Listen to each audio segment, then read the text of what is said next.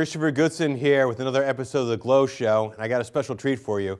If you've seen the G.L.O Show before, or you've come to New Jersey Real Estate Investment Club, where we're here tonight filming live, you know this man standing next to me. This is Joseph Lawrence, Joe Lawrence. So part of the enthusiasm here is that Joe's been a speaker at the investment club.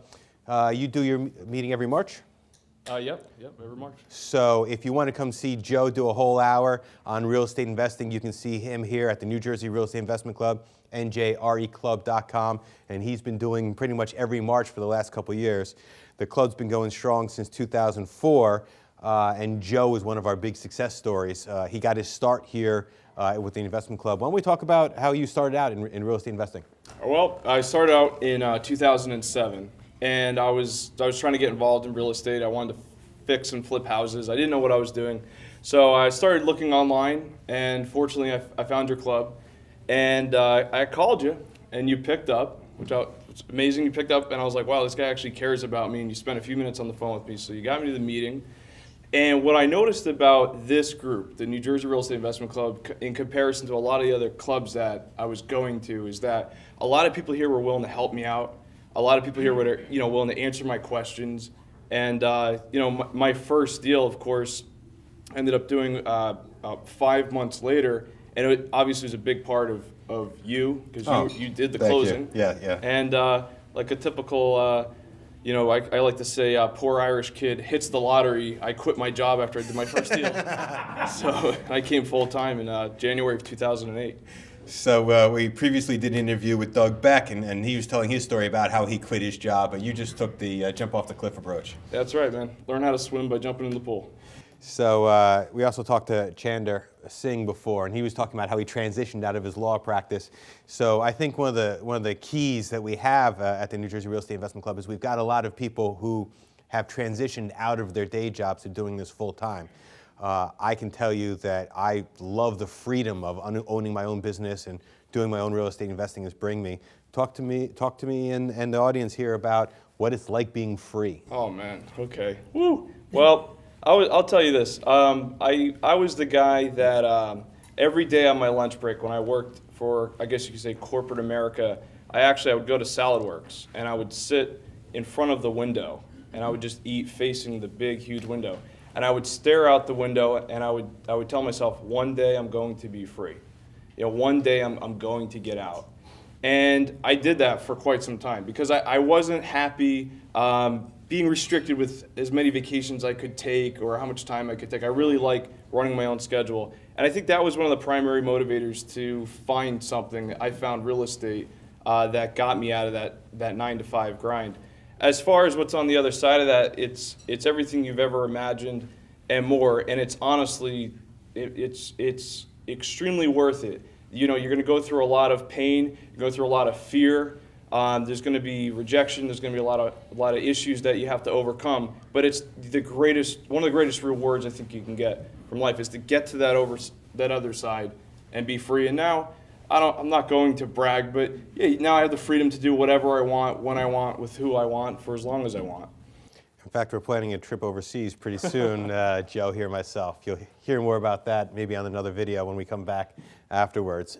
But one of the things that Joe and I share in common is that the belief that big checks are nice. Flipping properties, wholesaling is a lot of fun. Everyone likes making those big chunks of money. But that long-term wealth is built on a buy and hold strategy. So we're in a group here. We've got a bunch of real estate investors here. We've got wholesalers, we got rehabbers, we got guys who buy and hold. But I know Joe and I have both made that transition from flipping to buying and holding. So what's your opinion on holding real estate? Well, for cash flow.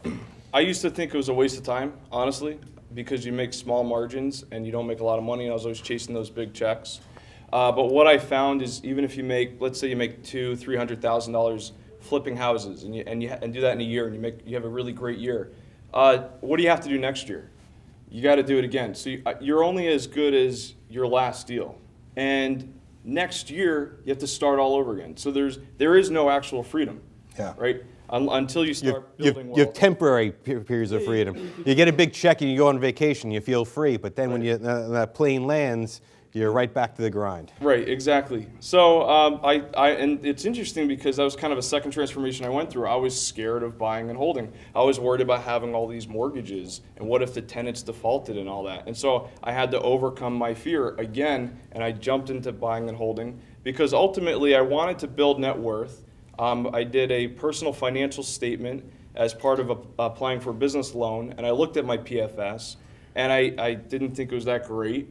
And I wanted to be a millionaire. So now when I'm actually tracking my assets, my liabilities and all that, I realized, well, the quickest way to get to net worth millionaire would be to start buying assets and holding on to them. So that's been a big piece of the next step for Joe Lawrence and company and our whole team is buying real estate, stabilizing it, renting it out, and getting a nice, steady, consistent cash flow every single month, plus building your net worth. And of course, I'm still doing flips. I'm doing a great deal in Morristown, Basking Ridge, and Edison right now, because I still like the lifestyle that flipping brings you. But I'm thinking longer ahead now. Joe's a really great example of a client of Goodson Law Offices and the members here at the New Jersey Real Estate Investment Club. A lot of them go through that transformation, and it's a real simple process. People say, how do you become wealthy? I don't have any money. I don't have any money to put down. Well, it's simple. Start wholesaling deals. And then after you've wholesaled enough deals, you got a couple of bucks in your pocket, now it's time to transition to rehabbing, right? You may not have the money or the tax returns or the credit score to hold those properties, so you flip some properties. And while you're doing that, you're putting some money in your bank, you're getting 2 years worth of tax returns, and you're building that credit score up so that you can transition to that buy and hold model. So if you want to be a millionaire, write this all down. Joe just gave you the formula. Step 1. Flip properties. Come to meetings like the New Jersey Real Estate Investment Club, find people like Joe to flip properties to, and spend your time out there tying up deals. Step 2 is when you start doing enough of those, you're going to want to do some of those rehabs yourself. So don't be afraid. Partner with somebody if you're not ready, but then rehab those properties. And step number 3, and this is absolutely critical because you got to make it to this step, is to build that real estate portfolio that you can leave to your kids. Absolutely. I remember looking back, because I like to track a lot of things similar to Doug Beck, and I remember tracking all the deals that we did. We created a spreadsheet and we listed every deal that we did because we were shooting it out to realtors as kind of a credibility piece of who we are. And what I thought was, if I kept a third of those properties, I mean, what a dramatic difference that would be right now for my cash flow and for my net worth. And so if you're going to do the deals anyways and you're going to do a handful of deals, why not cherry pick and pick your favorite 1 or 2 or 3 or 4 a year, bring it to your portfolio, take care of the future you. Yes. You're still going to get that big paycheck, but maybe you have that one later in life and while you're building up your career and your business. Delayed gratification means bigger checks, but bigger checks later. Wow. Joe, you have always delivered at these meetings. I love having you as a speaker. I consider you a close personal friend, and I want to thank you for being one of the first clients of my law firm. I think it was the first client ever. Building the New Jersey Real Estate Investment Club and being part of our prosperity, and being a close personal friend of mine. So thank you, brother. You're welcome. Thank you, bro.